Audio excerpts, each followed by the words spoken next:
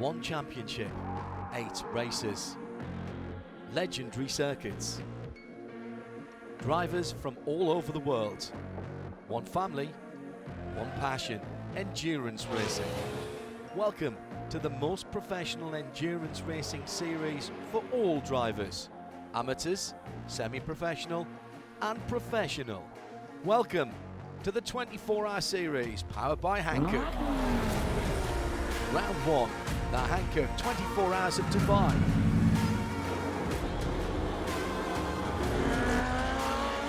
Round 2, the Hankook 12 Hours of MUGELLO.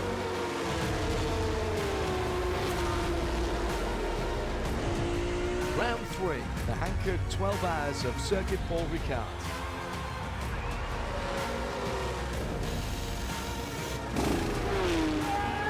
Round 4, Hankook 12 Hours of the Hockenheim Ring.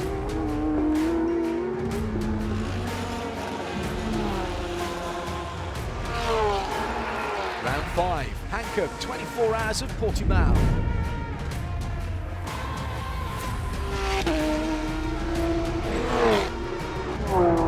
Round 6, the Hankook 24 Hours of Barcelona for the Trofeo Fermi Valer.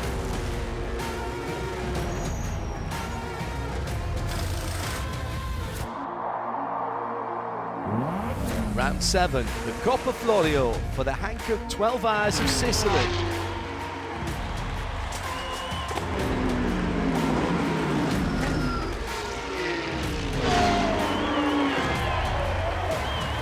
Round 8, the Hankook 24 Hours of Sebring.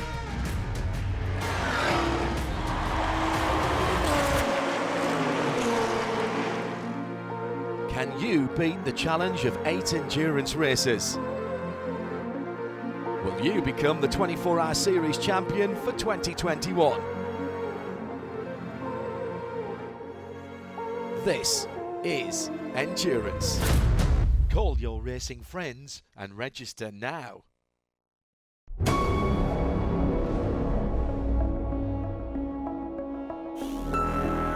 This is MUGELLO. This is the MUGELLO 12 Hours.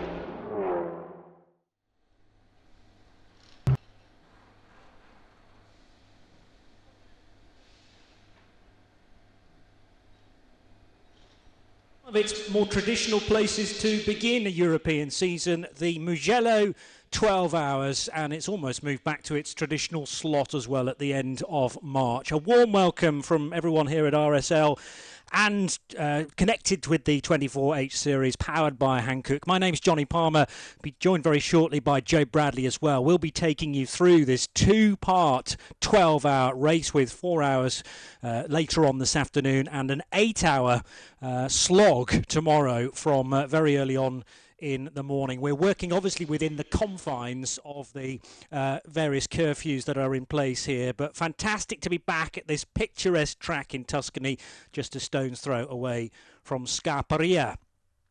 The trucks have made their way into the paddock, plenty of them, and a 2-pronged entry list, remember, as well. But this is the first round of the European season. We've already had a round of the International Championship with the 24 Hours of Dubai in January, and an exciting calendar to look forward to for the rest of the season, of course, as well. In a moment or two, we'll be joining Ben Constanduras down on the grid as well. But these 12-hour and 24-hour races running various different formats. As I say, 2 sections to the 12 Hours of MUGELLO today and tomorrow. Then, in a fairly late move to the weekend of the 23rd and 24th of April, it will be the 12 Hours of Circuit Paul Ricard. Then we head to Germany to the Hockenheim Ring in May for another 12-hour race. And then 2 back-to-back 24-hour events events in Portimao in the south of Portugal in July, and Barcelona in the northeast corner of Spain at the start of September for Trofeo Fermi Velez. Then the Coppa Florio 12 Hours of Sicily, the second time that event will have taken place at the start of October. And finally, our second big flyaway event of the season will take us to Sebring and the 24 Hours of Sebring over the weekend of the 18th, 19th and 20th of November. So that is our schedule for season 2021. We'll be with you every step of the way here on the Radio Show Limited network of channels. We're at Mugello. It's Johnny Palmer, Joe Bradley, and the third voice you'll be hearing plenty of today and tomorrow is Ben Constanduris, who can set the scene down from the grid. Morning, boys.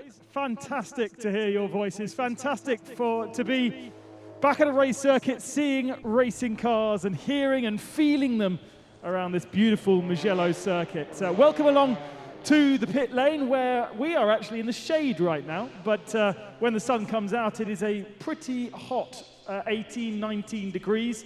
Beautiful countryside around this circuit. We do have a bit of cloud cover right now, and we're getting ready for the first of our qualifying sessions. They've had plenty of track time already. They've had free practice this morning, which has thrown up a few problems for some of our competitors. About 5 minutes ago we saw the Zaxby car being brought in on the back of a low loader, having been in the barriers. Hopefully they'll fix that before their session, but they do have half an hour before they go. Meanwhile, you can hear and see the cars behind me heading out onto the track for the start of the first of our qualifying sessions, and that is for TCE. Splendid. Thank you so much, Ben Constanduris. We'll be hearing plenty of him, as I say, during the next couple of sessions, which are qualifying. Brilliant to have cars out on track already for 30 minutes then of go as fast as you can in order to get a good position on the grid, which will be a split affair between these cars, the TCEs, and the GT series, because they're both gunning for completely separate titles through the course of 2021. Thank you for joining us here on the Radio Show Limited network of channels. My name's Johnny Palmer, as I've said, and Joe Bradley will be joining me for qualifying and for the first section of the race later today, which will be 4 hours, and that is all about trying to stay on the lead lap. We'll work our way through the various tactics that I'm sure plenty of the teams will have thought about long and hard in the weeks coming into this event. But Joe, we're more or less back onto a normal schedule for the 24H series. Brilliant to see. Yeah, isn't it just fantastic to be at Mugello? Spring in Italy, perfect conditions. We heard Ben there say highs of 20 degrees expected, and that really is perfect conditions to go racing. What we're going to see in this qualifying session, Johnny, it's all about momentum at Mugello. There's not really any really tight, what we would call a tight sequence of corners. They're all very flowing. They've kind of got a symmetry to them. And what that brings is it's very, very easy to slip up and push too hard into a corner, which then leads on to you being out of sequence for the next section of corners. It's a very, very tricky, very technical circuit. And once again, we'll talk about tyre wear when we get into the race, but for now, it's all about optimising those tyres and getting that optimum lap time. Very, very fast around here in certain places, but there's also some much slower technical turns as well.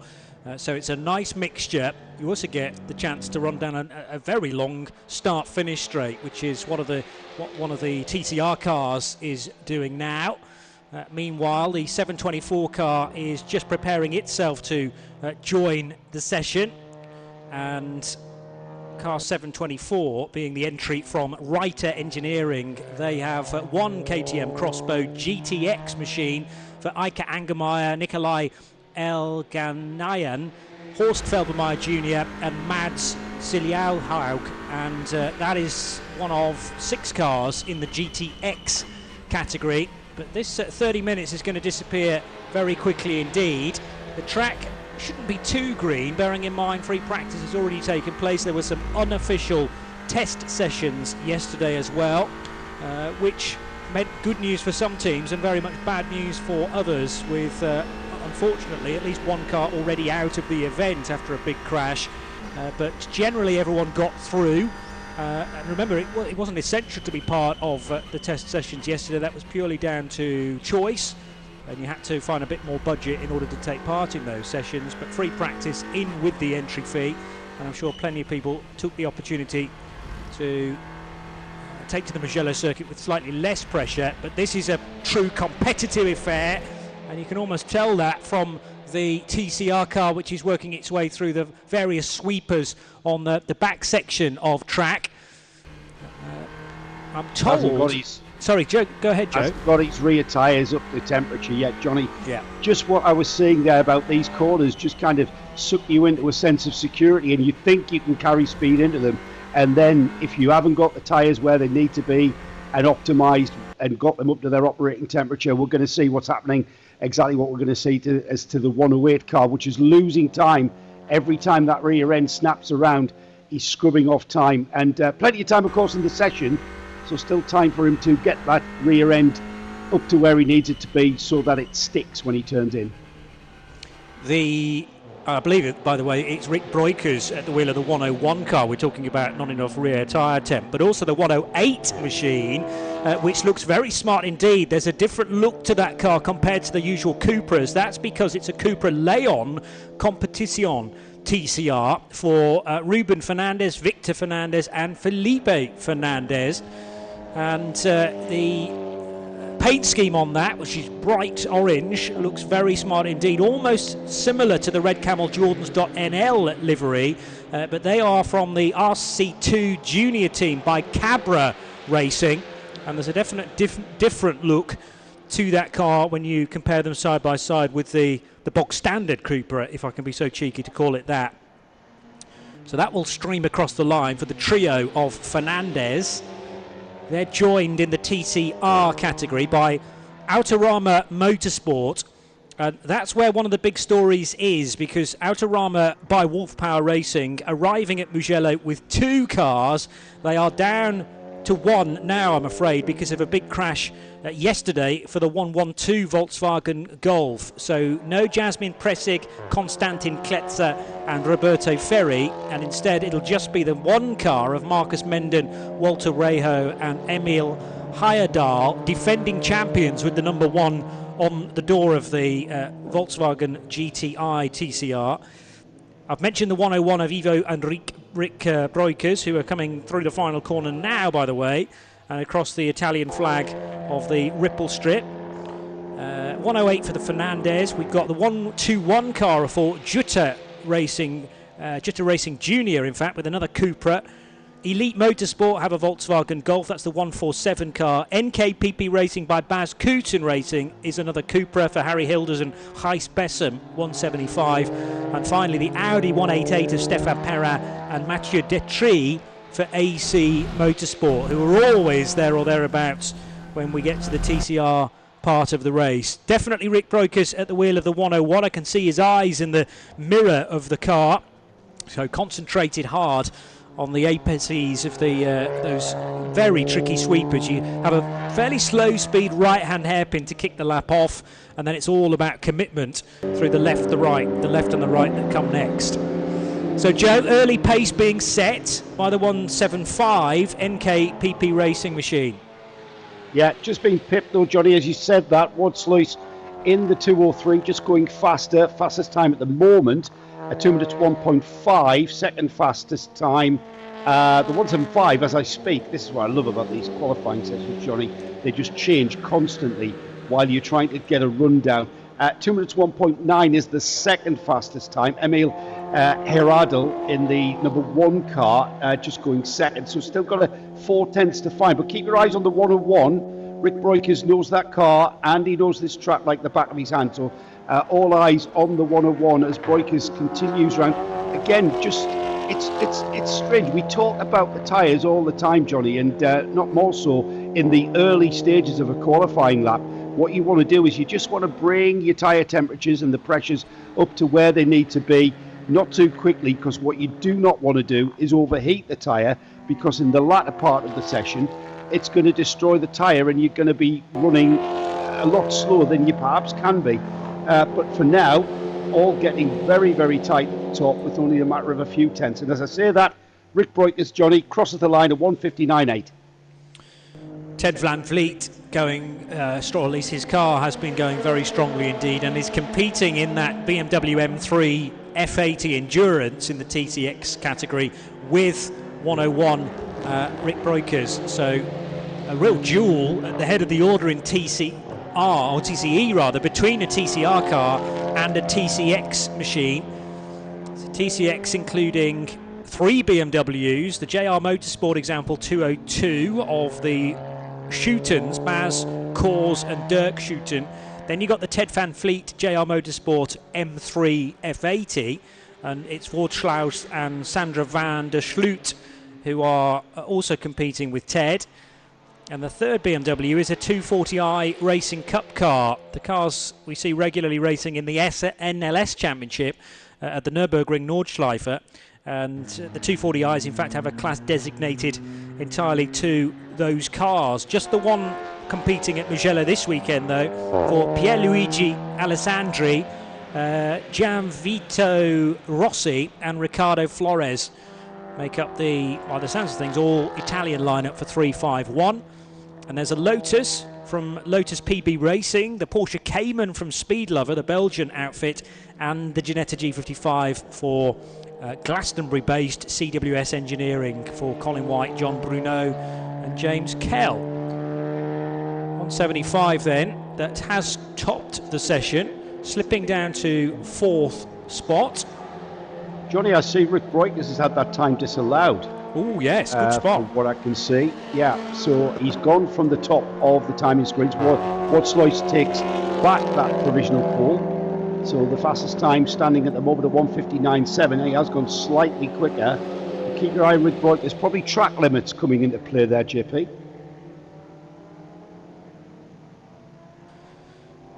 So just over half distance still to go in this 30-minute session, and the JR BMW back to the top of the times for the BMW M3 F80 Endurance as we head to the pit lane and Ben Constanduras for this update.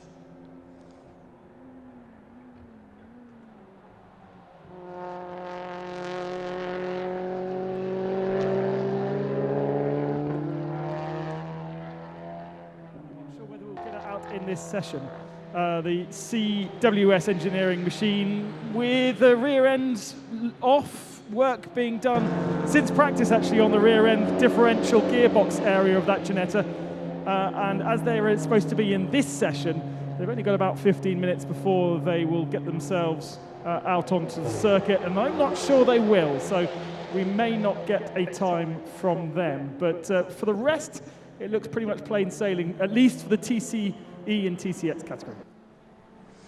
Yeah, so 11 cars in the session rather than the expected 12, and as I've mentioned, split across 2 different categories with the TCX BMW, the slight advantage. It's actually 7/10 of a second, so the number 1 car for Emil Heyerdahl and the Volkswagen Golf, just a bit of time to find, although bear in mind TCR very much a different category from TCX, so the target is to stay ahead of all of the cars with the yellow TCR next to their name if you're following timing and scoring. If you're not, by the way, then I can give you a very useful website, timing.radioshow.limited, and then if you do a / and the letter S and then / 24H_series, or indeed if you just go to the homepage timing.radioshow.limited, it's pretty obvious where you need to click next to get to the session that we're enjoying. 16 minutes still to go, and back to the top of the times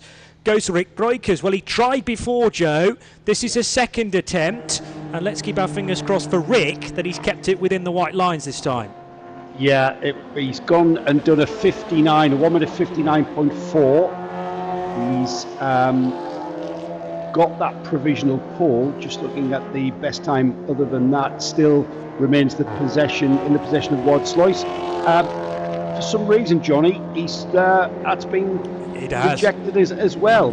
So Rick Breukers there into the pits, and maybe the team need to just mention to Rick that those times were outstanding. However, he's exceeding track limits to do that.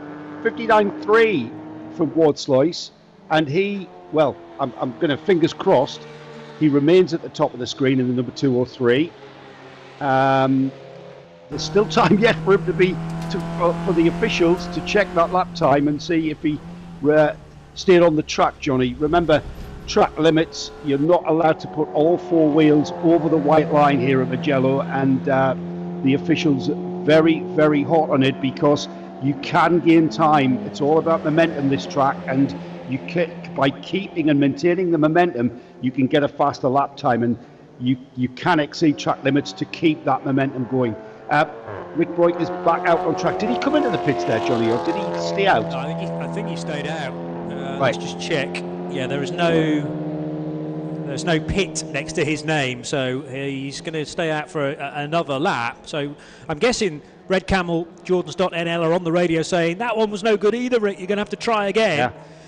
He actually hasn't posted an official qualifying time, Johnny. All he's got is the rejected lap times. So at the moment, he's going to be starting at the back of this TCE field. Has pitted now. Was that because he was so low on fuel that he actually couldn't push another lap out of it? Or at least he may have been able to finish that quick one, but then he wouldn't have been able to get home again. So gone straight into the fueling area. 13 minutes left on the clock, and I wouldn't say this is going to be necessarily too tight, but it's possibly outside of the original plan now. We haven't yet mentioned that in traditional Creventic style, Creventic being the organising body, by the way, behind the 24H series, fueling for the cars is done not in the pit lane but in an isolated quadrant at the start of the pit lane. So rather than going down the regular pit lane, if you want to fuel, you have to turn sharp right and go into a little area which is exclusively reserved for refueling cars. There's an area there for a fuel tanker to connect up and fill what are traditional supermarket pumps, and you have to use the trigger therefore on the pump once it's connected. New for 2021 are special fuel flow meters, and which one of those you use depends on which class you're in and also which level within each class you've gone for. We don't quite have that complication in GT3 this weekend with no pro cars, but I think we've still got the two-level AM category. We'll talk more about that later on in the weekend. But yes, you have to make sure that you have plugged in the correct fuel flow measurer before you start fueling the car. And again, there's officials closely watching what you're doing there in that respect. But the fuel, for safety purposes, is done in a separate location. Once the car is fueled, you then head into the pit lane proper, and that's where you can do the tyre change and, if you wish, a driver change as well. But what it does mean is that you don't have to wear full fireproof race suits and overalls in the working area of pit lane. And maybe March is a bit too early in the year, but when we get to Barcelona and Portugal later on, shorts are very often the order of the day in the pit lane and perfectly legal in this type of championship. I'm just wondering where the usual places to run out wide are on this track. Arrabbiata, both 1 and 2, are fast corners, particularly the second one, turn 9, which is no doubt flat in a lot of the cars out in this session. So there, I think, on the curbs will be one area coming out of that second right-hander, and then probably coming out of Puccini, which is the final corner on the lap, turn 15, when you're looking to try and get as much of a slingshot as possible out of the left hand. It is a hairpin, but it's quite a high-speed hairpin, and very easy to drop all four wheels over the red, white and green paving there as well. It's just squeezing that throttle in, Johnny, when you, especially at Puccini, you come through that sweeping, it's kind of downhill left hand sweeping 180-degree turn onto the pit straight, and you want to optimize that corner because that's going to then govern your top speed all the way down that 1 kilometer straight. And so if you've got the momentum, you want to keep that momentum and keep the car going and just letting the car breathe out to the exit curbs, and that's what we're seeing drivers do. However, that's where they're potentially falling foul of track limits. Yeah, as there's a very faint puff of tyre smoke from the rear of Mathieu Detries' Audi, which is now fastest, incidentally. So despite it being a TCR car up against a couple of TCX machines now, the BMW E46 of JR Motorsport and the BMW M3 of the same squad, That's not held back Mathieu Detry. He's found a couple of tenths of a second, in fact, on Dirk Schouten's time. 1:88 fastest ahead of the 2:02 and the Wout Schlaus time for JR Motorsport, although Wout is now in the pit lane and with just under 10 minutes to go still has enough time to head back out again and maybe improve upon that time. One or two cars are in the pits, and also in the pits is Ben Constanduros.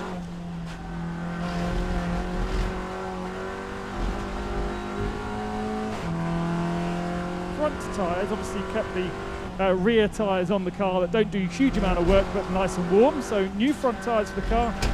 Team manager gave him a quick telling off on the radio, back out on the circuit and to try and get a lap time into that car, because as you said before, track limits, understeering out wide means that he's yet to score a time, whilst many of the competitors actually are now in pit lane from the TCX category with not so much time remaining to be able to get a lap time in. So keep an eye out for that Red Camels Cupra.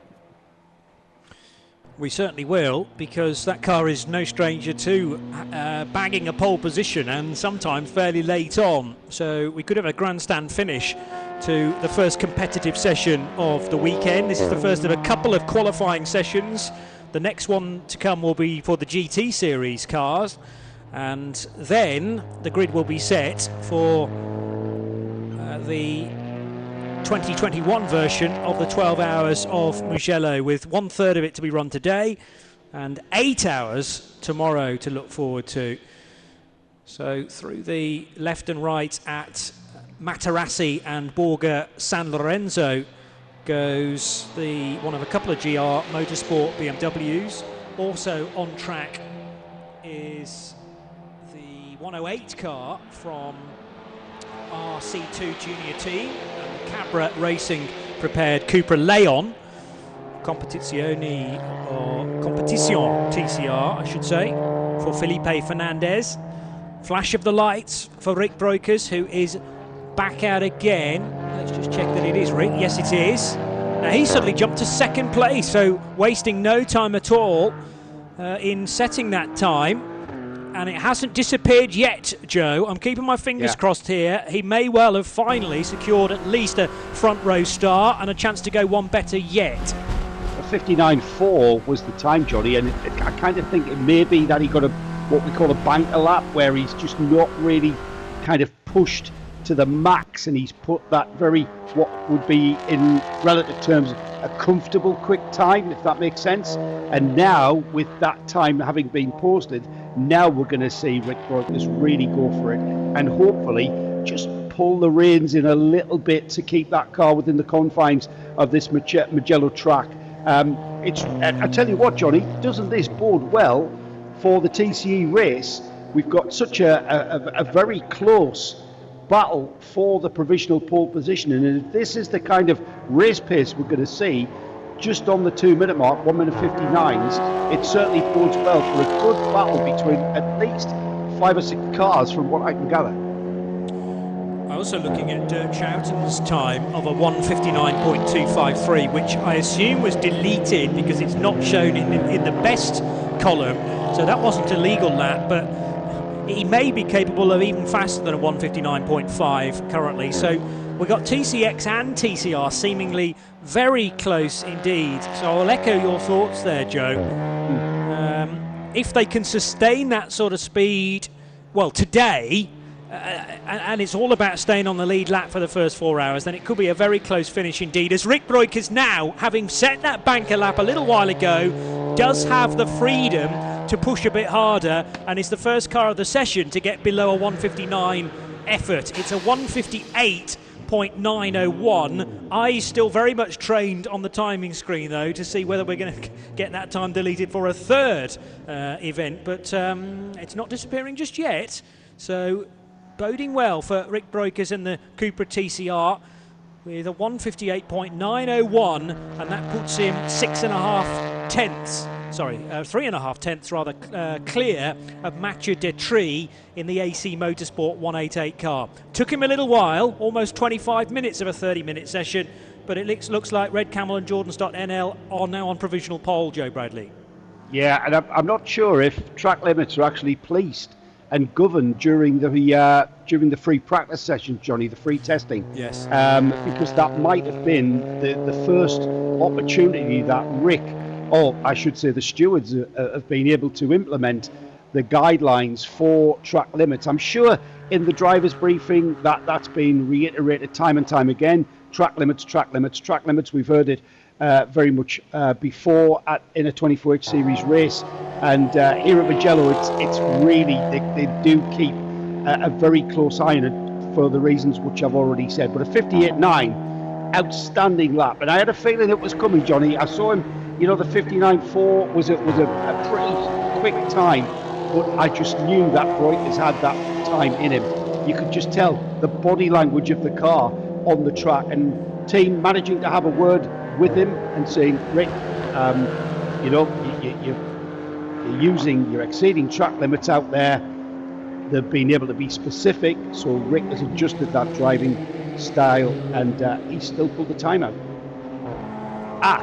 Changes, Johnny. Yes, just as you say that, there seems to be a theme to this session. Yeah, absolutely. We explain what's going on right now, and within moments the whole picture changes.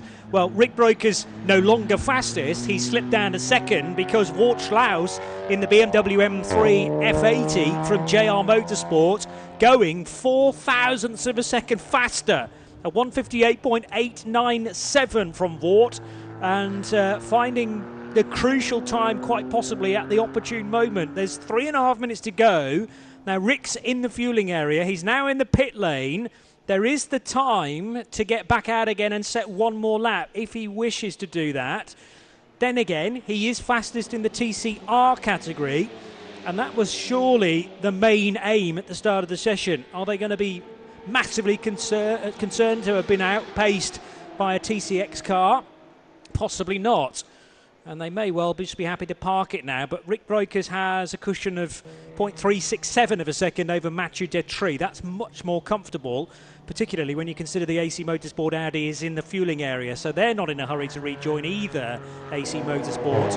But JR Motorsport probably looking for a 1-2 in this session if they can manage it. And confirmation that Rick Breukers stepping out in his Audi overalls, by the way, because of his previous experience with that manufacturer at GT3 level, but very much racing a Cupra this weekend. They're discussing down at Red Camels, but they're certainly not going to rejoin the session, Joe. Yeah, I think when I saw him in the fueling area, I thought he's probably gone in there to take on his race fuel. That's it, job done. You don't want to take too much out of the tyres, remember. The tyres will have an optimum life where you can get the quick times, and then they'll kind of, start what we call plateauing. They're a very good tyre, the Hankook tyre, what we use in the 24H series. Very durable, very strong, very grippy. But I did have a feeling there that Rick Breukers was in the fueling area for his race fuel in preparation for the race start, which for the Red Camels Jordan team, that's what's coming next. So the top three look like they won't be back in the session now with just over 90 seconds still to go. It's pretty much a 2-minute lap around here, so they won't have the opportunity to get out and around again to start a quick lap. JR Motorsport then are going to go no faster than a 158.897. That puts them 4 thousandths of a second faster than the Rick Breukers effort that we eventually got after a banker lap, and he produced a really impressive 158.901, but Wout Schlaus able to go just a very slight bit quicker than that. So that'll be the front row, a TCX and a TCR car. Mathieu Detry for AC Motorsport, third fastest. There'll be no improvement there either. So now we're looking down as far as fourth position for possible improvement from Dirk Schouten in the BMW E46. Also from JR Motorsport. The time he set, a 159.593, so 3/10 of a second separating him from Detry's effort. Emil Heyendal and the Volkswagen Golf for Autorama Motorsport by Wolf Power Racing, number 1, is the third fastest in TCR and 5th overall in this session. And then you got Harry Hilders in the Cupra TCR, still out on track for NKPP Racing. And it is Harry heading around the final corner at Buccini now to complete this lap. If he's quick and gets across the line in the next 10 seconds, he might even be able to squeeze another lap out of this session, which is 5 seconds away from being completed. So the checkered flag now being readied as the Seat Leon, or Cupra Leon, as I incorrectly call it. Seat, a thing of the past as far as this arm of the Spanish marque is concerned. Cupra now its own manufacturer within its own right. Think about Fiat and Abarth to compare. And we got a Cupra TCR and a Cupra Leon in this particular race, joining Volkswagen Golfs and the Audi RS3 from AC Motorsport in the TCR division. So with its tractive suspension, which is always calculating the best settings with every turn of the wheel, just falling short the 101 Red Camel Jordans.nl machine of Ivo and Rick Breukers.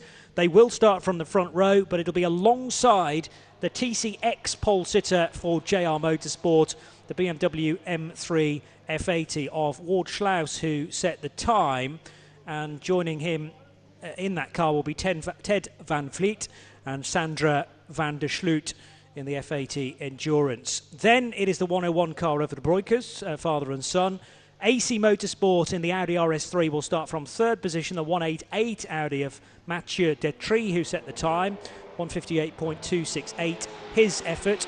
The RC2 junior team by Cabra Racing Cupra Leon will start from fourth position, car 108, having completed 12 laps in the session. That is equal most. So a very busy 30 minutes indeed for Felipe Fernandez and possibly teammates, although there won't have been much time there in order to switch drivers. So I'm going to guesstimate that Felipe did the whole session behind the wheel of the car of car 108. Dirk Schouten in the JR Motorsport BMW E46 will start from fifth place in car 202. The Autorama Motorsport by Wolf Power Volkswagen Golf, the sole surviving number one car from that team, will start sixth. NKPP Racing by Bas Kooten Racing. Harry Hilders doing a 159.862 in another Cupra TCR. That car to start seventh and fifth in class. Jutta Racing Junior for Ignas Gelzinis in another Cupra, car 121, will start from 8th. Elite Motorsport and Pierluigi Alessandri did a 201.005 in a Volkswagen Golf, car 147. 10th position for the Belgian Speed Lover outfit with their Porsche 718 Cayman, a GT4 Club Sport car for Philippe Vils in car 206. The Lotus PB Racing entry for Franco Nespoli in a Lotus Elise Cup PBR car, number 205, starts 11th place. And as Ben detailed during the session, CWS Engineering had problems and at no point could join the session. So sadly, the Ginetta G55 short on mileage, number 278. Let's hope that they will be allowed to start the race, because often if you haven't qualified the car legally, you then have to go asking very nicely indeed to race control and to the clerk of the course whether you will be able to start the race. I don't think there'll be an issue there. And as long as the car is fit and ready to go, then we will see Colin White, John Bruno and James Kell in the Ginetta G55. So 30 minutes done. Another 30-minute session to happen very shortly indeed, Joe. And lessons learned, I'm sure, produced by the TCE field, but learned by the GT series guys, let's hope, because we don't want any more track limits being breached. Just before we get a thought on that from you, Joe, let's hear from Ben, who's probably not very far away from having a word with our pole sitter. Absolutely down in pit lane with Schluis, who got the pole position for that particular session by 0.004 of a second over the TCR car. Is that a bit of a surprise to be so close? We knew that we are fast, exactly here in Mugello, because it's one of my favorite tracks. That's why also it's been 2 years I was on drive. And yeah, the team contacted me and he said, listen, can we count on you? I say, yeah, let's go. After all these years of troubles and so on, so happy to be here, and also grateful on the good organization. And the speed was there today, but it's a 12-hour race. Happy to be in the first position, but it's 12 hours racing, and the most important is do a good finish. Tell us about the sensations of driving this M3 around this circuit. Well, it's an own built car, so the team, it's not a custom car from BMW, it's really built by the team. It's an amazing car with a lot of potential. It's not quite similar like a TCR car, but yeah, it's a touring car, and we love touring cars. But rear-wheel drive, therefore, a kind of a different way of getting it around these long sweeping corners than you would a front-wheel drive car. Yeah, I'm used to drive silhouette cars who are lighter. This car is quite heavy. Or GT3s I used to drive. So this car you need to drive very securely, very clear lines, and then you get the times. And around the Mugello circuit, we haven't got the sun yet, but a spectacular place to kind of kick off your motorsport career again. Yeah, I'm living like half here and half in Belgium, so I'm used to Italy. So yeah, in love of this country. So if you can do your hobby and in your most likely country, that's amazing. It's a win-win. Thanks very much. Thank you, thank you. Yeah, Wout, who hails from Halle, Vlaams Brabant in Belgium, but as he said, spends half his time in Italy these days as well. I'm not sure whether specifically in Tuscany or maybe vaguely in the vicinity, but used to the weather conditions nevertheless at this time of year. As Ben says, not quite got the sun yet, but it's reasonably warm out there, and at least no rain. And this race always traditionally produces something to talk about for the next few weeks leading up to round 2 of the European Championship. It's a cracking place to kick off the real meat of the Creventic season and the first race of the year within the European Championship. The next qualifying session just 9 minutes away then. I reckon we started coming to this place in 2014 as part of the 24H series. That year it was a win for Ferrari in pretty much its backyard. 349 laps were produced from a 12-hour race back in 2014, and a win for Felipe Barreros, Ilya Melnikov, and the two Talcanitzers, who then went on to compete at Le Mans and to race regularly in the European Le Mans series as well. So AF Corsa it was that took victory 7 years ago now. Seems a lot shorter a period of time than that.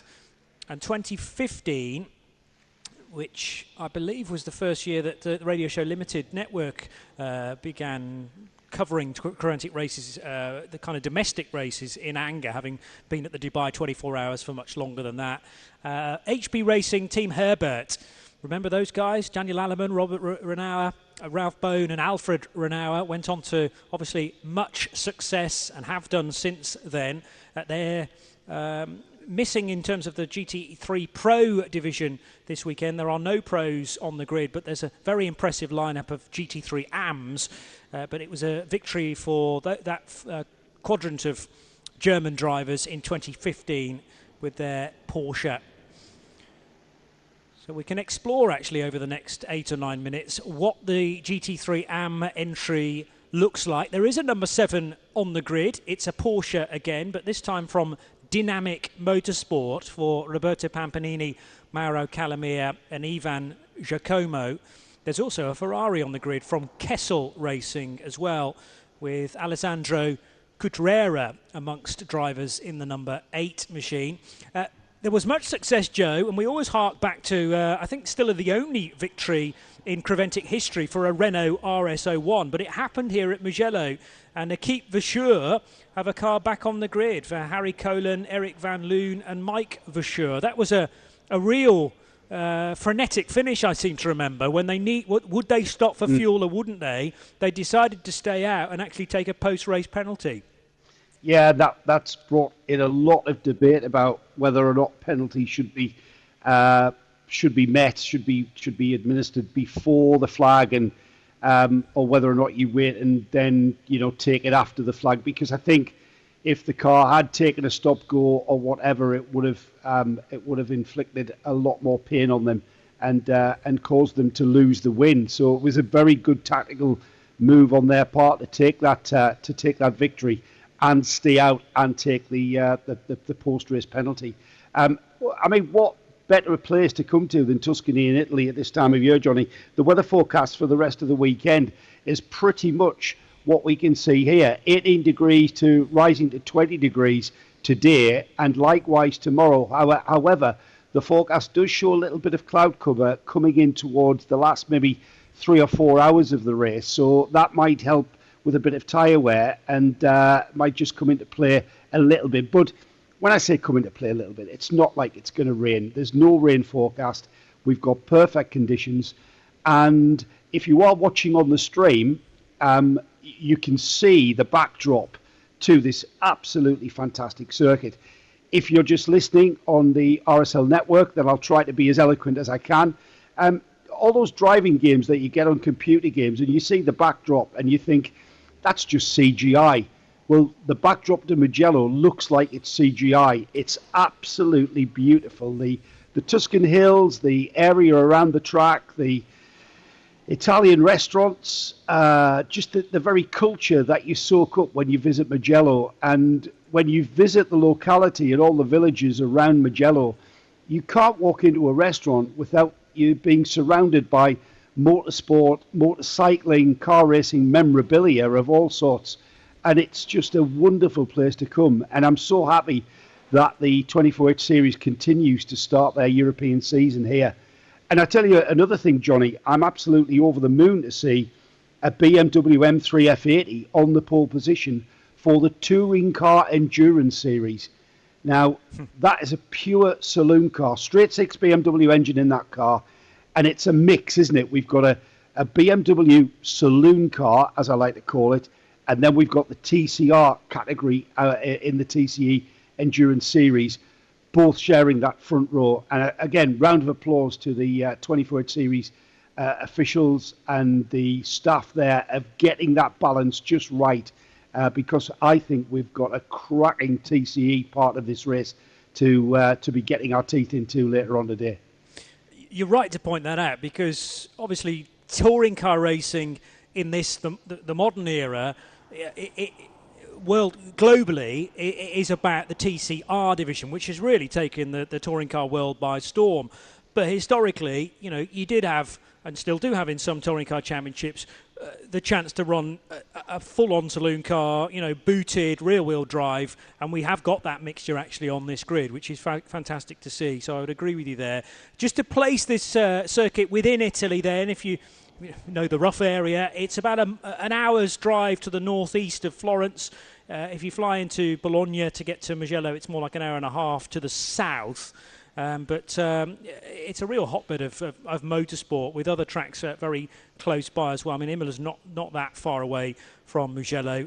It's a beautiful place to come motor racing. And of course, from last year, officially a Formula One track, although it may well be a one-off, that, because not back on the calendar for 2021, but did produce a rather interesting and much talked about Grand Prix last year, and opened the eyes, I hope, to many an F1 fan who wasn't actually aware that this place existed. If you're a bike fan, it's very much a different story, because this has always been, for a long, long time, the home of the Grand Prix for bikes, and really does give us a great race in that championship year in, year out, because it's a momentum circuit.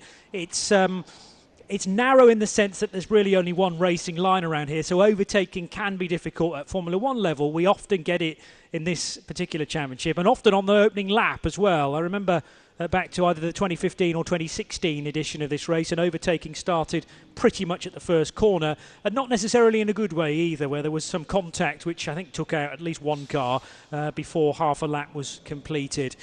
So lots to look forward to. We're not even at the racing stage yet, with 30 minutes of GT Series qualifying to happen very shortly. And before we get to that, here's Ben again from the pit lane. Yeah, just a few updates on what I'm seeing down here. The 202 BMW, teammate to the pole-sitting 203 car, came into the pits instantly with the left front looking a bit wonky. They've managed to get that left front off, damage to the front left suspension. So that would explain why they weren't able to keep pace, even though it's a very different car, of course, with their teammate. Because at one point they were on provisional pole. We had quite a few drivers on provisional pole. Just 2 boxes away is the Zach Speed Mercedes, which I think I mentioned earlier, was in the wall at the very end of free practice. The car basically looks about the same as it did when it came off the low loader. Not a huge amount of rush going into fixing that machine, so don't expect to see the 13 Mercedes out on circuit in this practice session, although looking around the other boxes, I think we should get every other car out onto circuit in a few moments' time. Just a kind of a reference as to what it's been like to get here. There is obviously COVID testing on the gate, so every person who's in this paddock has had a temperature check on the gate and a declaration that they have no symptoms of COVID. But Italy is pretty much under quite strict regulations right now, with travel quite restricted and restaurants are not open. They do have a curfew as well, from 10 p.m. to 5 in the morning. That's way past my bedtime, so it doesn't really affect me. But restaurants are basically shut unless you are in a hotel. So the joys of Mugello that Joe was mentioning a little bit earlier, not quite as fantastic right now due to the situation, but we can still take in the beautiful scenery. And if you are lucky enough to have a good restaurant in your hotel, then you get to enjoy the cuisine as well. Qualifying has begun, green light at the end of pit lane. Yeah, no restrictions on gulping in the scenery, thankfully, but you're right to point out those others that are in place at this stage. We can dream, Joe and I can dream, and remember back to the wonderful years we've spent at Mugello. If you listen very carefully, Johnny, you can just perhaps hear the faint tones of the smallest violin playing as Ben was saying that, as he stood in the Tuscan sunshine telling us the restaurants were closed. We're all very envious of you, Ben Constanduras, to be at the track. But we're at the track in spirit and voice, Johnny, and the qualifying session for our GT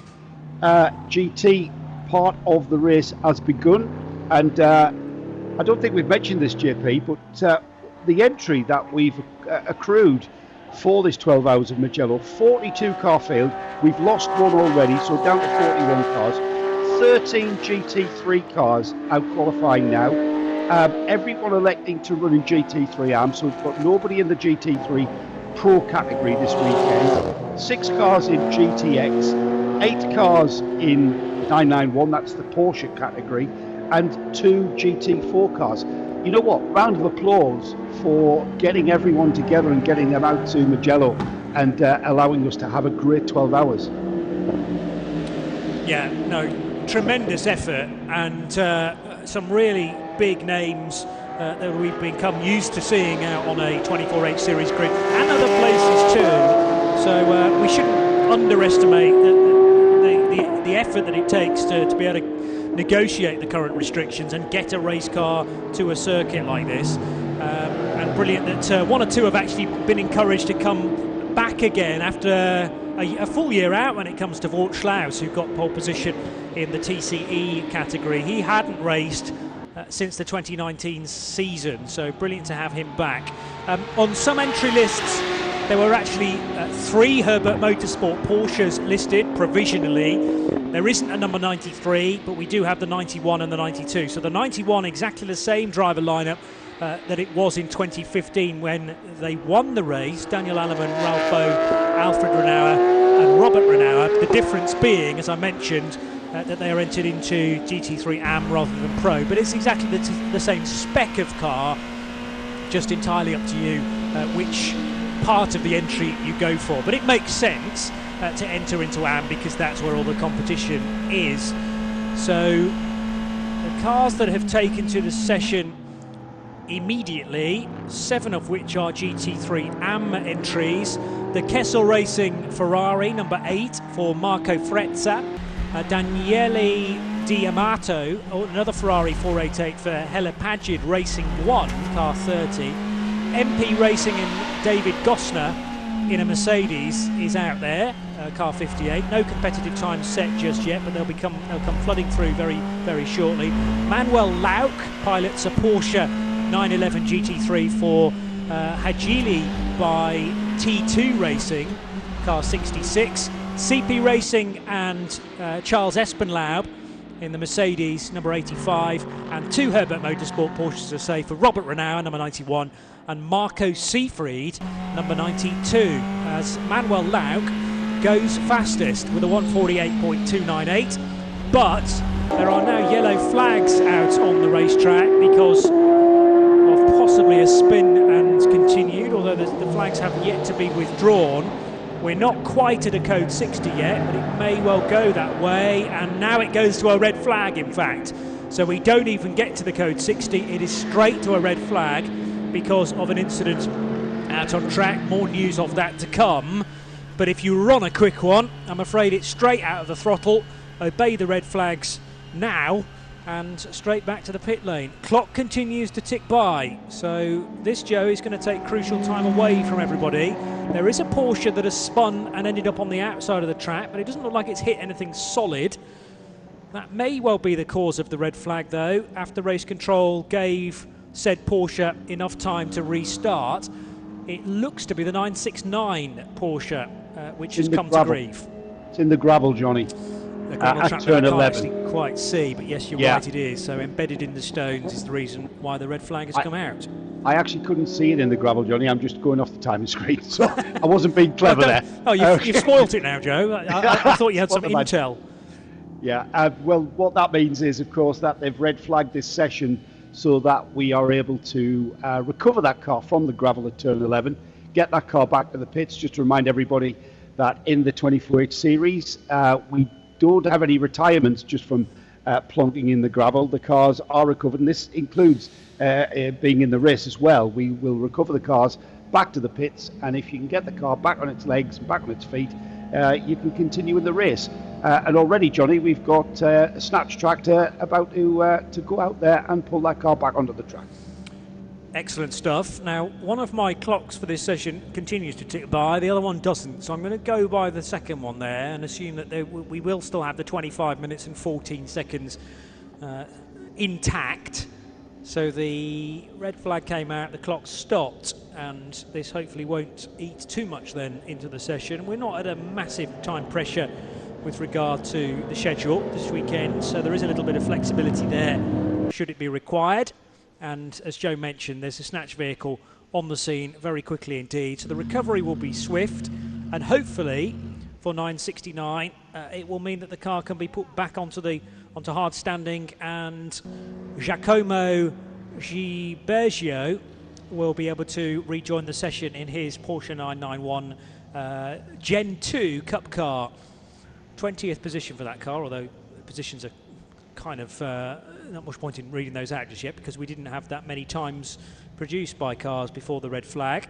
For the record, a 1:48.298 is the fastest so far for Manuel Lauk in his Porsche from Hajili by T2 Racing. MP Racing's David Gosner in a real family affair in that car. 4 Gosners, I make it, competing. Manuela Gosner may be more of a familiar name with her time in the European Le Mans Series recently with Kessel Racing and then Iron Lynx last year. And it is Manuela's sister, Karina, her brother, David, in the car at the moment, and father, Thomas, who are all part of that lineup in car number 58, the MP Racing Mercedes, which has also set a time, and David Gosner did it, a 1:53.661. Andreas Carradini in the profile doors by Uber Racing Porsche is third fastest in this red flagged session. The 991 class car has done a 2 minutes .405. And John Miller in the ST Racing BMW also set a time before the session stoppage, a 2:02.495 for the GT4 entered ST Racing BMW, car number 438. Everybody else was either on a quick lap when the red flag came out or was about to leave the pit lane in order to do so. And the Snatch vehicle has picked that Porsche up by its nose by threading the towing strop. In fact, just attaching it to the wheels very easily indeed. So hooking it round the front wheels, and that's a very efficient way of getting the car out of the gravel, Joe. And also a very efficient way of not dragging any gravel onto the track, Johnny, because he was only a couple of cars widths from the track. You've got that beautiful red, white and green Italian flag curbing, and then he was then a bit of grass, and then he was in the gravel, and you would have thought that the quickest route was just to drag him across the grass, across the curbing, and onto the track. However, we would have then pulled a boatload of gravel onto the track. So, cracking job as ever from the Mugello recovery teams, and the 969 Porsche is back on the tarmac because it's driving under its own steam and making its way back to the pits, Johnny. And we got a brief glimpse as well, the other side of the concrete wall, of some Marshall's tools there. Hobble, bobble, toil and trouble, because there were 3 broomsticks hooked up on the back of the concrete barrier there. That does seem to be the tool of choice when we do get gravel out on track, rather than the more familiar brooms. Broomsticks are used instead, and they were hooked up and ready for action. I don't think there'll be a problem necessarily where the Porsche fell off the track, but it is spewing quite a few stones now on the approach to Puccini, and that very fast chicane just before that, the Biandetti left and right, turns 13 and 14 at Biandetti 1 and 2. So there'll no doubt be a message from race control just to say, take it easy everybody when you rejoin the session. There may be the odd stray stone here and there, which could potentially cause problems for tyres. That used to always worry me when any of my cars went into the gravel. I was very concerned with those very small stones getting wedged in between, say, a brake caliper or a brake pad, and it would mean a very full inspection and a clean out.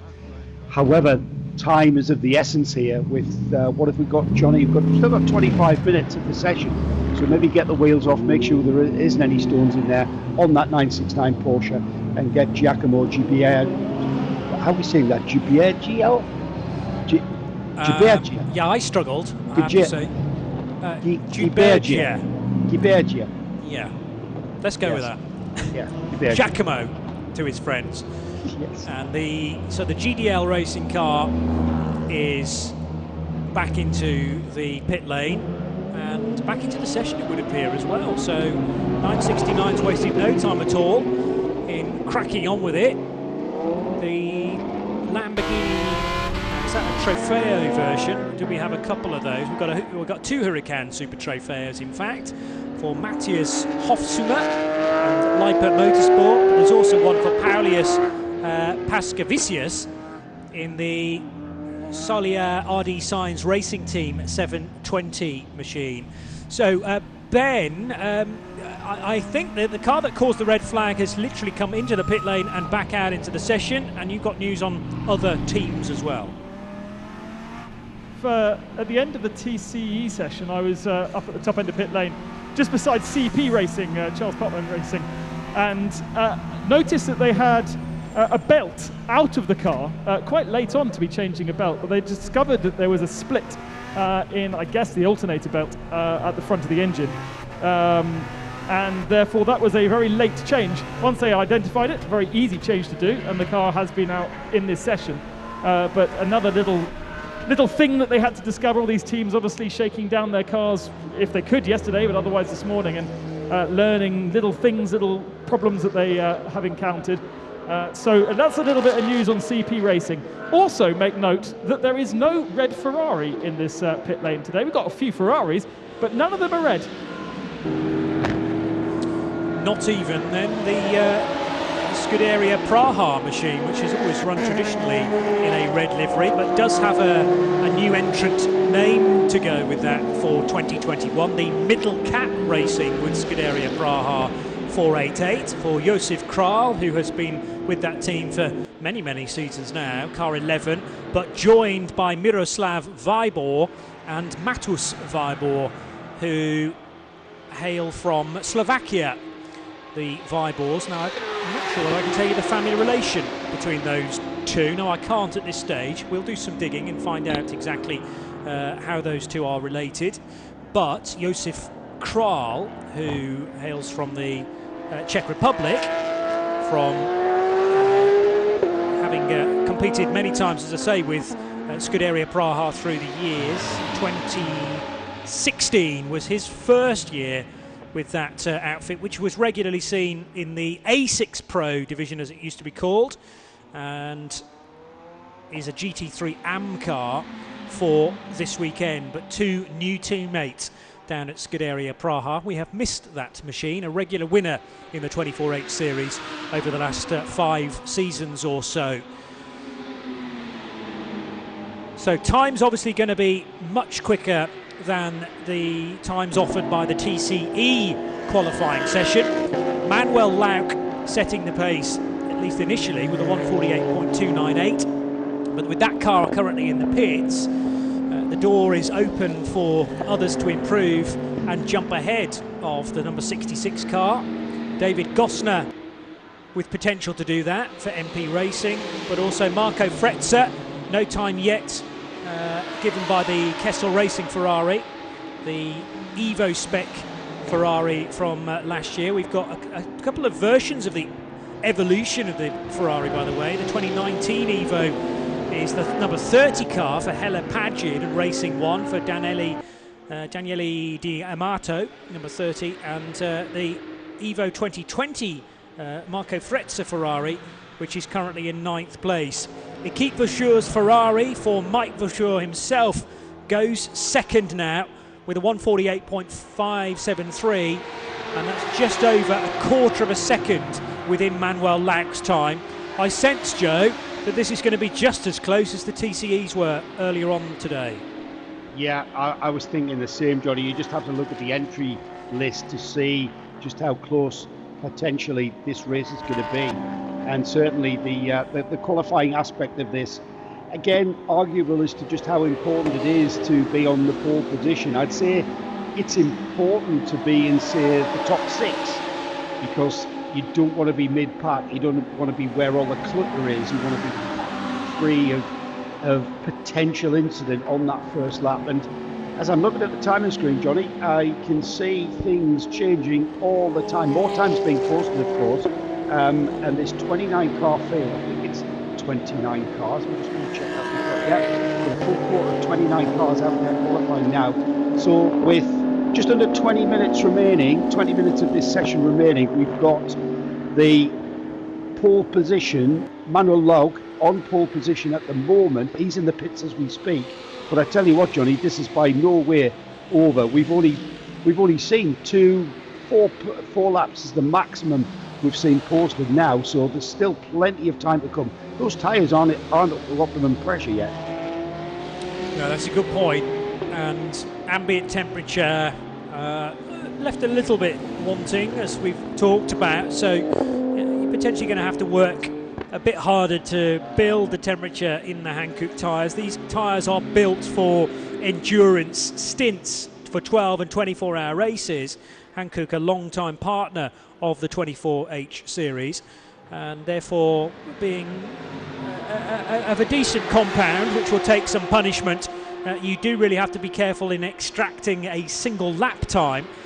Joe mentioned the hope of having 29 cars in the session. Well, Team Zack Speed's Mercedes wasn't going to take part. We heard that from Ben at the start of this half an hour.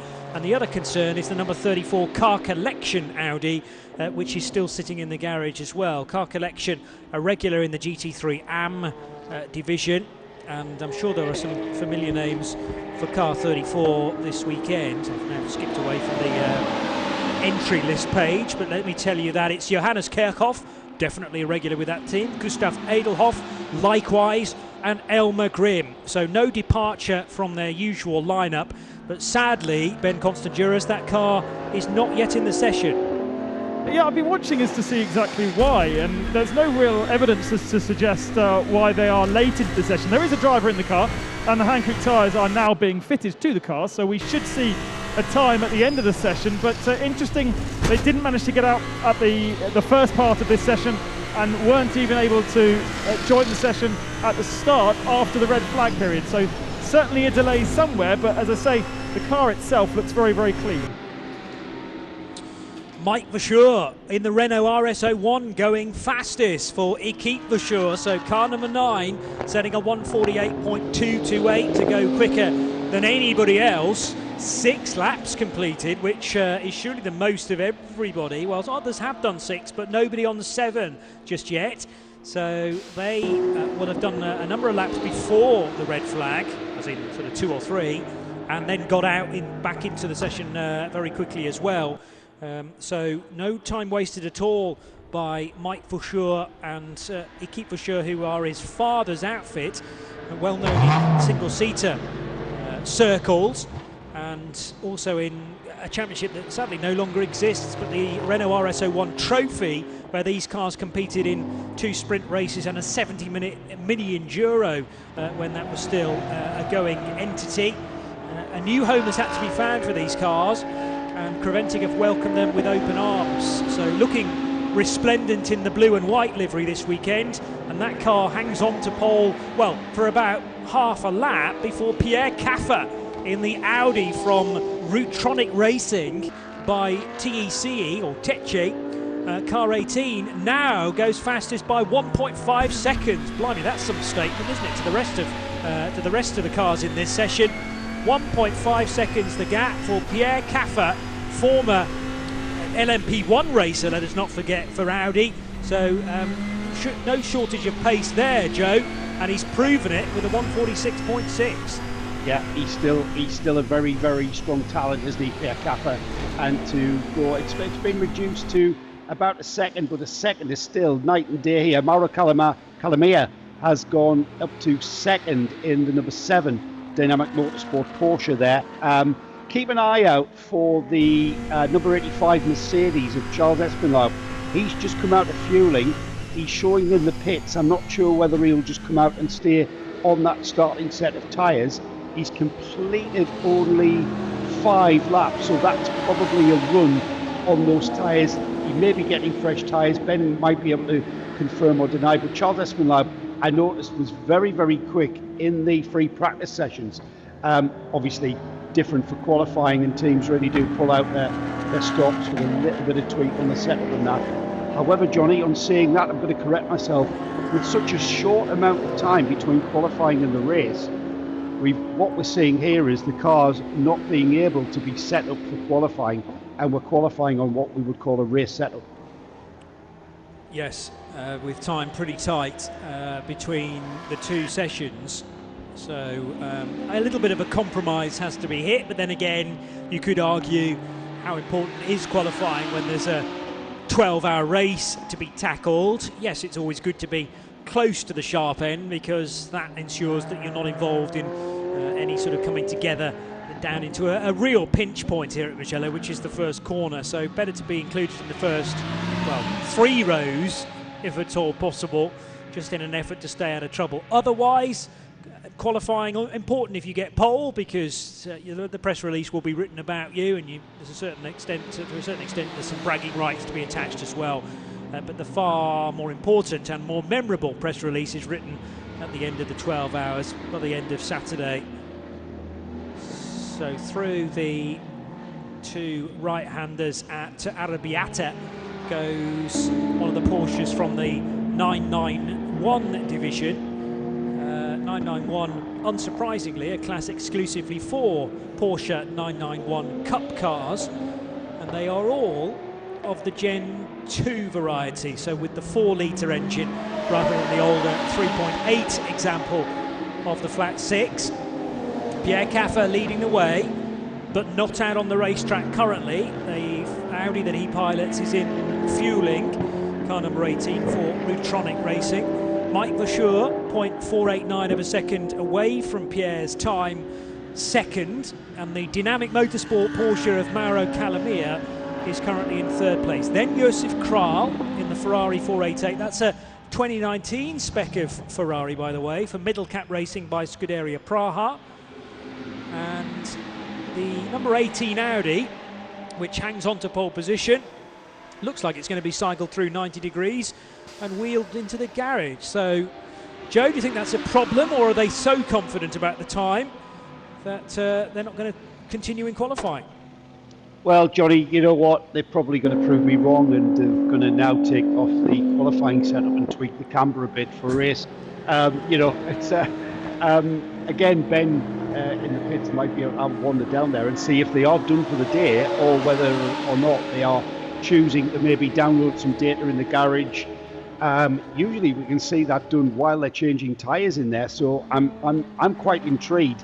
You know, my natural habitat is the pit lane where Ben Constanduris is prowling. And I'm intrigued as to why they've wheeled it into Carrick. Again, Johnny, it might be that they just keep getting it out of the way and just going about their, putting in a fresh set of tyres, downloading some data, replenish a bit of the fluids, doing some checks, visual checks under the car, and plenty of time to have another run if anyone does challenge that 146.680. Joe, Ben, I think has got some news on what's going on with the Audi. Well, as you say, no major rush getting the car in and out. The front tyres have now been taken off the Audi, and a new set in their blankets are being put on. Again, not too much of a rush. And Pierre Caffro aboard the car looks very chilled right now, very, very relaxed indeed. Almost this is preparation if they need to go back out, but not necessarily a rush to go straight back out on the circuit, depending on how fast the rest of the field will be able to go, I suppose. Yeah, so nothing to be worried about, which is as we suspected, I think, taking this session very much in their stride. Lutronic Racing by TECE. Elmer Grimm gaining a position on the grid there from 10th to 9th for the Car Collection Motorsport Audi, setting a 151.281. Also some improvement coming from Marco Frezza in the 2020 spec Ferrari for Kessel Racing, car number 8. Mauro Calamir and Manuel Lauk losing a little bit of ground. Well, certainly Calamir did, because Frezza jumping ahead. But we're only talking 0.03 of a second between Frezza's time for Kessel and the Calamir effort from Dynamic Motorsport. And that car remaining in 5th position. Charles Espenlaub, meanwhile, for CP Racing. CP for Charlie Putman, who is Charles's co-driver. And Putman, the team owner, but Espenlaub, a regular racer within that fold. And the 85 car having just set a 148.543. That doesn't mean any improvement for Espenlaub. In fact, he's going to lose a position to Marco Seefried in his Porsche for Herbert Motorsport. So the 92 car jumps up to 7th. And quite a bit of improvement coming now in the lower order of the top 10. For Herbert, for CP, for the second Herbert car of Robert Renau, number 91, and for the aforementioned Car Collection Motorsport. In the classes, Sabino de Castro and the Porsche for Willy Motorsport by Ebby Motors, 955. That car is fastest in the 991 class. GTX provisional pole in the hands of Leipert Motorsport for Ray Calvin in the Lamborghini Huracan Super Trofeo. That's car number 710. And that is just about it as far as the... Oh no, GT4 I've missed out. And the GT4 pole held by for the moment by John Miller in his BMW M4 for ST Racing, car number 438. And that is 25th overall. We're still yet to see the team Zach Speed Mercedes. Likely we won't see that at all in this session. They're fully focused on getting the car ready for the race, and that's as in it being repaired after an incident this morning in free practice. So they aren't really up against it in the team Zach Speed fold to make sure that they take the race start. Mike Verschure is back out, Johnny. He's already completed an out lap and he's on what would be his fast lap of this run. He's currently in second in the Aki Verschure RSL 1, the number 9, and I'm going to keep an eye on that one. Joseph Kral has brought the Middle Cap Racing with Scuderia Ferrari in. All eyes on the Ferrari of Marco Frezza there, the Kessel Racing number 8 Ferrari. Was on a bit of a flyer, however he did encounter traffic on his last run and that did cost him time, and he's dropped down to 6th place as Robert Renauer brings the 91 Porsche up into 5th. I think that was the change. No, Frezza crosses the line, he goes back up to 5th, a 147.5. He's just an absolute fraction off that 4th place, all important 4th place to put himself onto the 2nd row. And as I say that, Daniel Diamato in the Helipagid Racing 1 number 30 has taken that 5th place off him in the number 30 with a 1 minute 47.3. So as we thought, Johnny, it's very, very competitive at the front of this GT field. Yeah, and Marco Seefried doing tremendously well. There's a chance, you know, at the end of this lap that we might have a different car on pole position, because Seefried, going through the second sector, is faster than he's managed so far, a 32.464.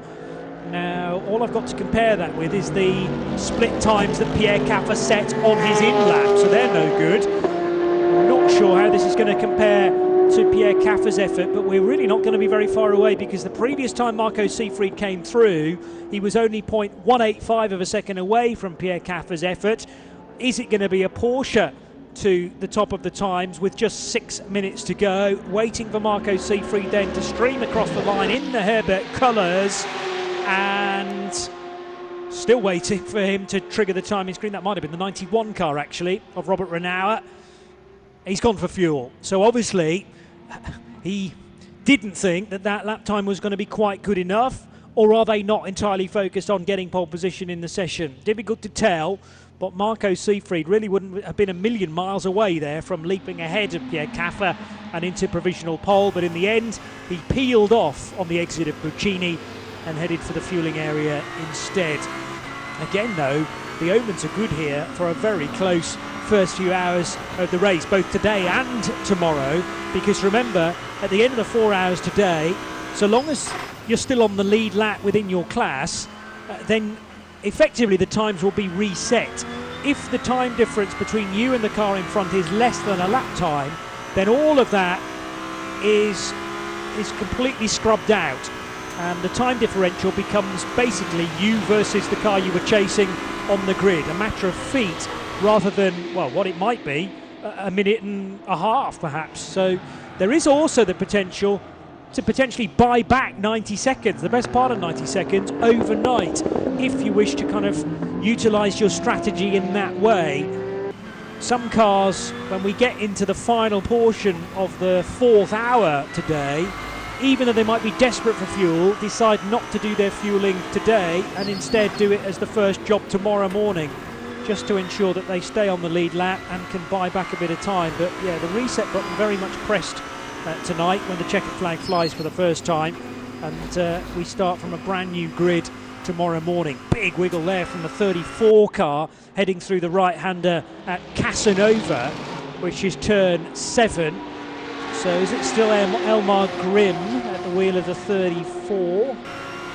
Yes, and that car is in 11th position overall and in class in the GT3 AM Brigade, and he's got about 2.5 seconds in order to close in on Charles Espenlaub's time in the CP Racing Mercedes of a 1:48.523. So Pierre Caffer fastest, currently in the pit lane. Marco Seefried second fastest, also in the pit lane. Mike Vasseur still in the session and only has 3/10 of a second to try and find to get onto the front row once again, Joe. He's already been in the pits as well, Johnny, so he's probably got a fresh set of tyres on that car since he's been out. He's due across the line in a matter of seconds, just waiting for that timing screen to update, and he has gone into the pits. He's gone first. That's where he disappeared to. He went fastest by a full 1.1 seconds as well, Johnny, a 45.551. Brilliant effort. Well, there was an absolute best on that particular lap as we were describing it, so I knew it was going to be something special. Didn't quite think that it'll be 1.1 seconds faster than Pierre Caffer though. But that Renault RS01, not strictly by the letter of the law a GT3 car, because there's no road going equivalent, but it is permitted into the GT3 AM category under 24H series rules, and competing therefore for an outright GT series win, you have to think.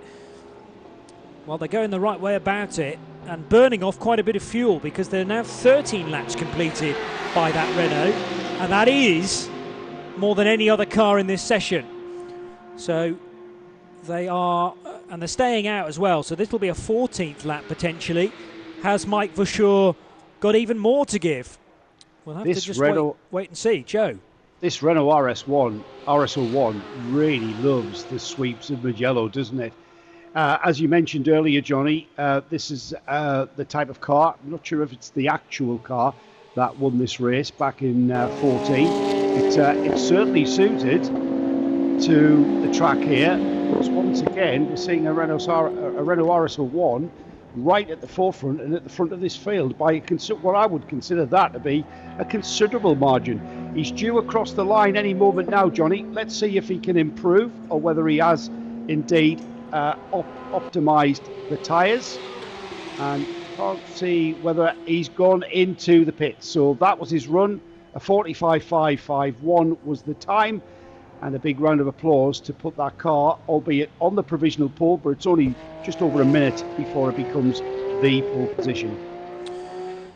Yeah, so it was 2016 that the Renault RS 1 took victory, but it wasn't an Equipe Vasseur car on that occasion. It was V8 Racing that took the win for Luke and Max Brahms, Nicky Pastorelli and Miguel Ramos, although Mike Vasseur was in the race, and the other Renault managed to finish 5th on that occasion.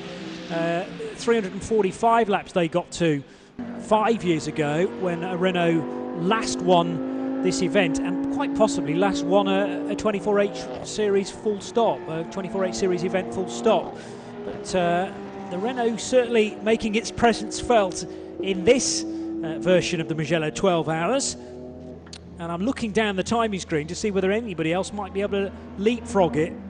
The 30 car possibly has the best opportunity, but there are no green times, i.e. personal bests, being illuminated through the sectors just yet for Daniele Diamato. So it looks like that will be pole position secured for the Renault RS01, a 145.551 for the Equipe Vasseur car number 9. Second place for the Rutronic Racing Pierre Caffer driven Audi number 18.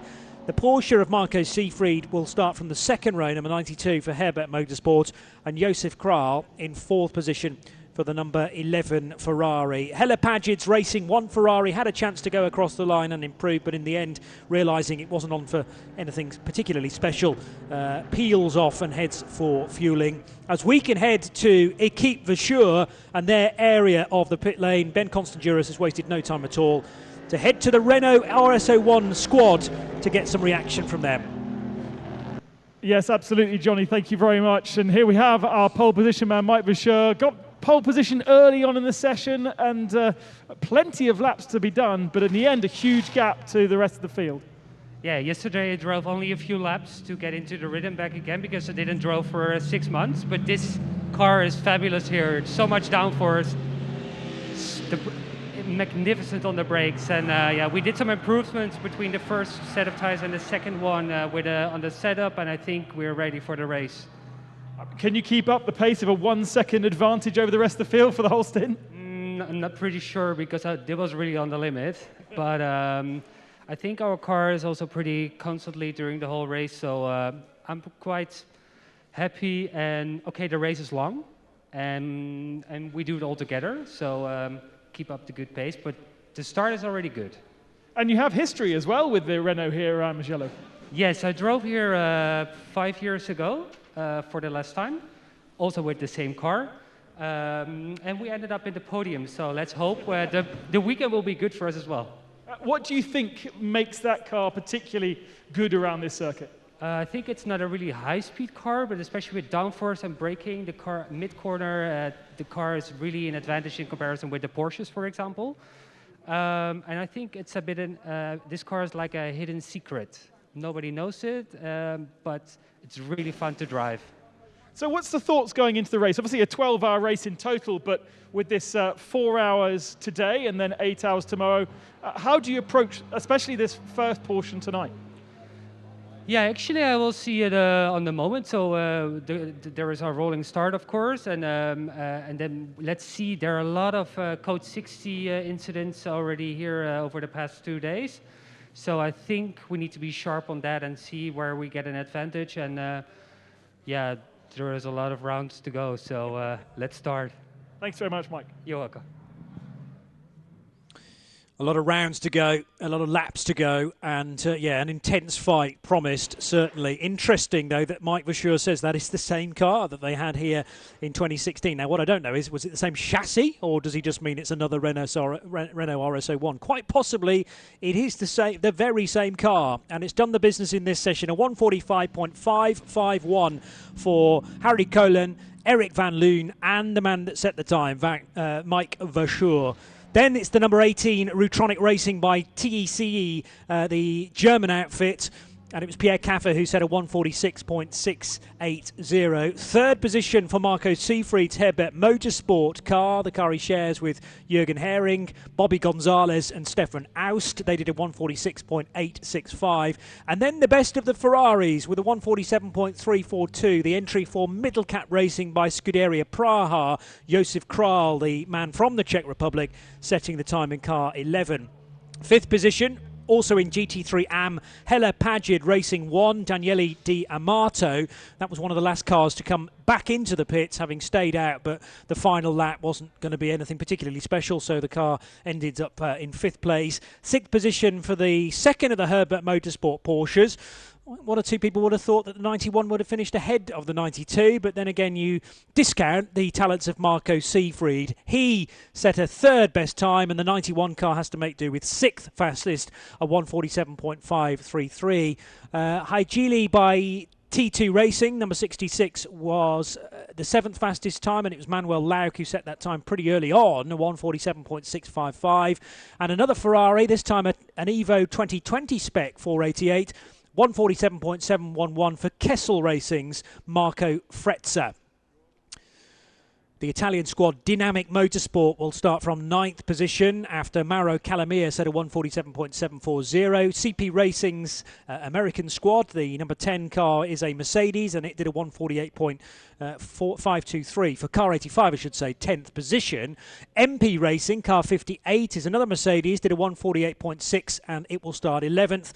And the Car Collection Motorsport Audi, late to join the session, but manages to finish in 12th place after Elmar Grimm pedalled pretty quickly to produce a 1:51.1. Lippert Motorsport will start as the best in the Lamborghini Super Trofeos division.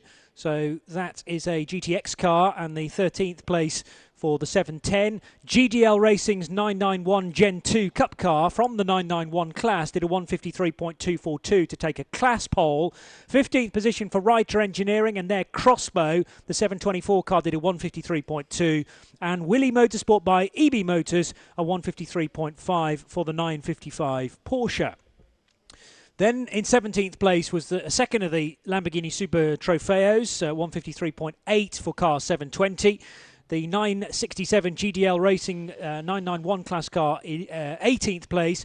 And then the Profile Doors by Uber Racing 924 car, 19th. Jutta Racing will start 20th with a 1:55.0 produced by the 910 991 class car. Another one of those machines for Duvo Racing, 21st. AB Motors, 22nd position for the 973 991 class car. And Stadler Motorsport also with a Gen 2 Porsche Cup car, 1:57.1, will start 23rd. 24th for the Vortex V8, car 712 for the French squad. Lotus PB Racing have an Exige, the only one on the grid, a 1:58.2. That car will start 25th. The 438 ST Racing Canadian outfit with a BMW M4 will start 26th.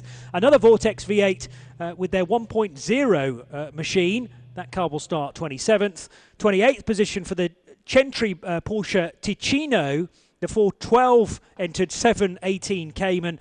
And finally, Team Zack Speed, no time in that session for the Team Zack Speed Mercedes. So obviously that will start at the back of the grid. Plenty of highlights to talk about over two 30-minute sessions.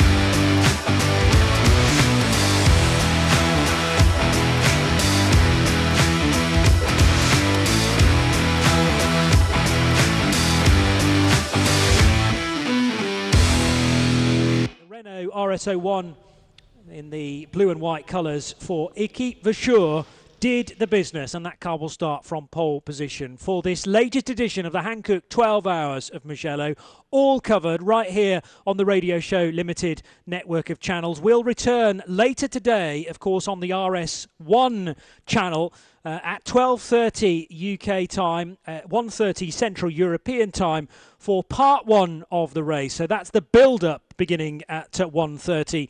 With the race a little bit after that. But be sure to join Ben Constanduris from the pit lane and Joe Bradley and myself, Johnny Palmer, live from the commentary box. The Mugello 12 Hours begins in just a few hours' time. Really looking forward to it. Join us later here on the Radio Show Limited network of channels. Bye for now.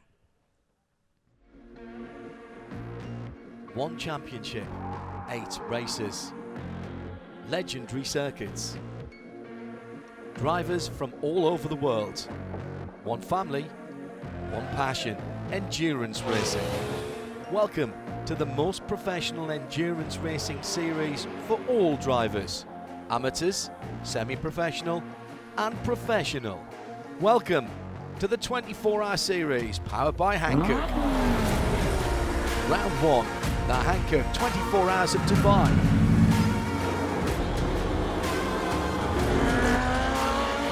Round 2, the Hankook 12 Hours of Mugello.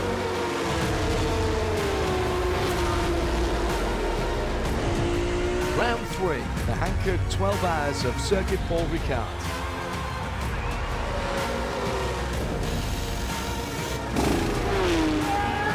Round 4, Hankook 12 Hours of the Hockenheim Route.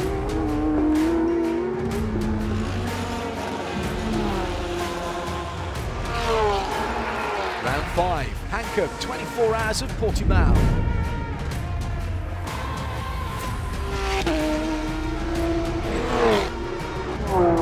Round 6, the Hankook 24 Hours of Barcelona for the Trofeo Fermi Valer.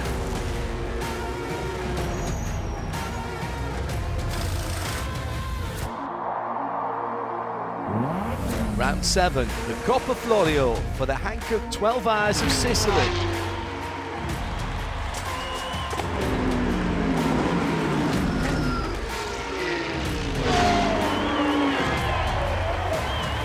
Round 8, the Hankook 24 Hours of Sebring.